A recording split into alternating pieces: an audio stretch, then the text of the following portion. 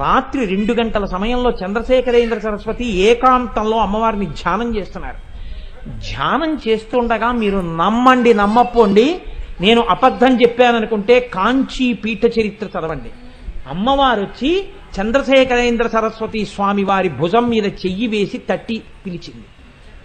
చంద్రశేఖరేంద్ర సరస్వతి కళ్ళు విప్పి చూశారు. ఎదురుగుండా అమ్మవారు నిలబడి జుత్తుని ఇలా ముందుకి తీసి చూపించింది. ఓయ్ పిల్లాడా, నా గుడిని బాగు చేయించడానికి డబ్బు కోసం పాలాభిషేకం చేసి ఇంత దూరం వచ్చావు. నా జుత్తు చూడు పాలతో ఎలా అట్టలు కట్టిందో. ఇలా ఎప్పుడైనా ఉందా నా జుత్తు? తొందరగా వచ్చి అభిషేకం చెయ్యవా? నా గుడి బాగు చేయించడానికి నువ్వు వెళ్ళి డబ్బు అడగాల? నన్ను అడిగితే నేను ఇవ్వనా అంది. అంతే. ఆయన ధ్యానంలోంచి లేచి వెంటనే బ్రిటిష్ వాళ్ళకి కబురు చేశారు, తలుపులు తీయండి, నేను కంచె వెళ్ళిపోవాలి.